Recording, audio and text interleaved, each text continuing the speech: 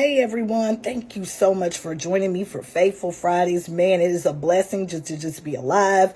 I wanted to start this week's video off Faithful Friday, being transparent about those things that we go through.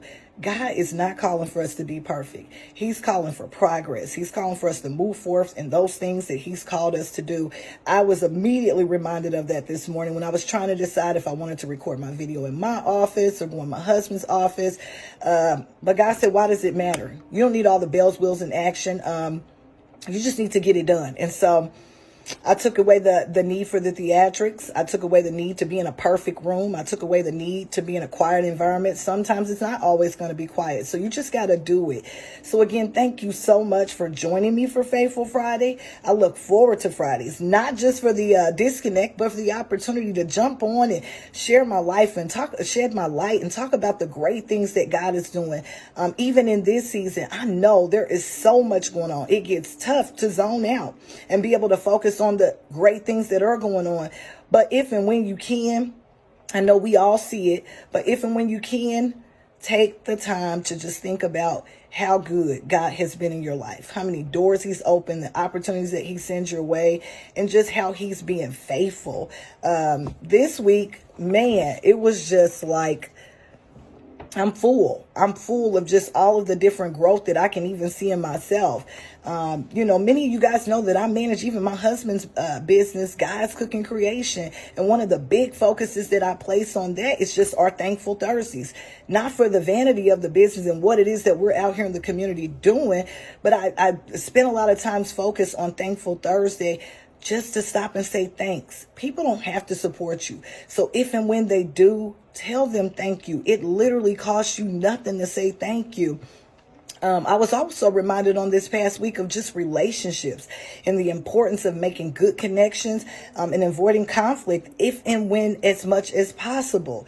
Last week when I was working the business with my husband and we were out in the community doing some work, and I had ran into an old boss that I used to work for. And I didn't immediately notice who she was. But after some time, I was like, man, this lady's voice sounds so familiar. And then just, once I recognized who she was, I immediately was like, hey, do you remember me? And we didn't leave on a bad term. We left on good terms. She knew that I wasn't, happy where I was. And another door had opened. And thank God for that. But another door had opened. And I told her. And this lady was just a sheer joy in just accepting that this was no longer my season and that I was moving on to another place. And she even aided me in helping me to be able to exit that week and still being able to get paid for that week of being out. And I just thanked her, where I'm at now was the place that I left to go to. And I just thanked her. And she, it felt good that we didn't leave on a bad note. She wasn't someone that could remember me as a terrible employee or someone that caused her a lot of trouble. And that just reminded me, no matter where you're at, you have to be careful with relationships. You don't know how those relationships are going to come back around in your life. And the last thing you want to have to do is duck and dodge because it's someone that it ended on such a bad note. The nuggets that I was able to even absorb on this week left me speechless and a need to self-evaluate because it all starts with you. Sometimes we got to look at the man in the mirror, man, woman, however you want to look at it. But you have to look at the man in the mirror and see what could you have done better to make a difference. First, how are we inspiring? How do we leave others feeling when they have an opportunity to connect with us? I'm very big on just being the same person I am that you see every day. I don't want to switch up. I want to roll with the tides. I want to stay positive as much as possible. So the positivity that I drive online, that's going to be the same thing you get from me in person. I'm going to push you. I'm going to ask you, that thing that you said you were going to do, are you doing it? And if you're doing it, is there any way that I can help you? Because that's what I know that I've been called to do. Many in leadership don't realize your purpose is to serve, not for people to serve you, but for you to serve others and help them accomplish the goals that they have, help them to get where they want to be or they desire to be. I was also immediately reminded that even in social media, we should want to follow those that leave us feeling inspired. You know, I'm learning to weed my feed of the people that content, it falls short of making me feel like a better person. I don't need it. I don't have any personal dislike with you, but I weed my feed of those type of things because I don't want anything being poured into my spirit that I don't need. We're all trying to grow and get better, and that's my only goal: grow and get better. I'm not in competition with anyone but myself, and if someone's around me, I'm gonna push and promote that too. If you're not there, how can I help you to get there? I want to be a connection. I don't want to be a distraction. I don't want to be that person that's holding somebody back. I don't want to be that gossiper. I don't want to be that messy person. I only want to see people move forward and really accomplish those things that they've set out to see in their life.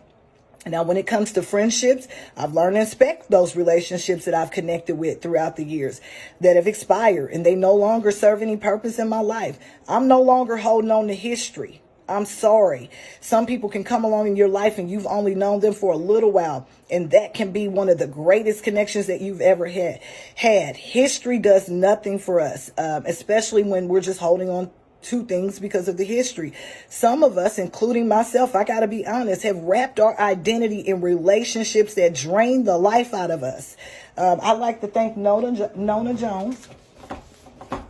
And I showed you guys all this book when I started reading it, officially finished it today. Thank you, Nona, for the reminder. She's the author of Killing Comparison.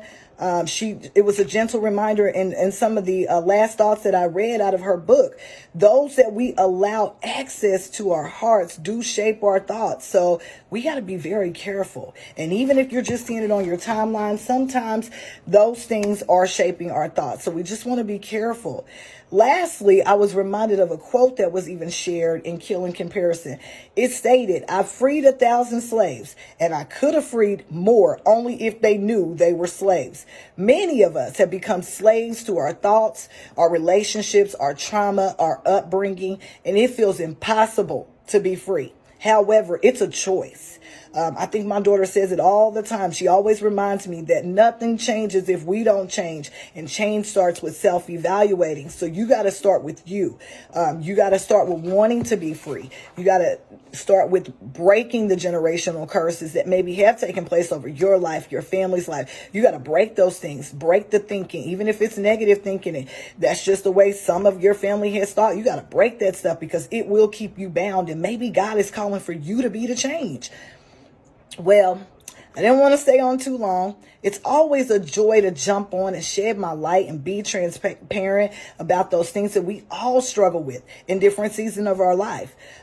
Many know it's the disconnect. If you're in the Midwest, it's trending chilly. It's 33 degrees. And so we've had to get through this week with various things being tossed our way. You made it. It's Friday.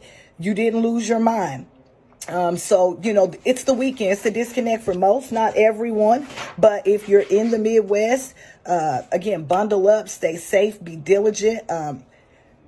If you're out, make sure that you're keeping your eyes wide open. I'll be back on Monday for Motivational Monday. Do something in your disconnect that your future self is going to thank you for, even if it's just resting or making memories, a game night, whatever the case may be. Because in the end, that's all that you're going to have. That's all you're going to have. So don't waste time on worrying about tomorrow, because tomorrow's going to carry its own challenges. Well, you know the drill. I appreciate you all joining me on this journey. May I be blessed to continue doing the things that God has called me to do. May you continue to make impact everywhere you go. With every connection that you make, seek to leave it in a better place than how you found it. This has been your girl 7, and I'll see you soon.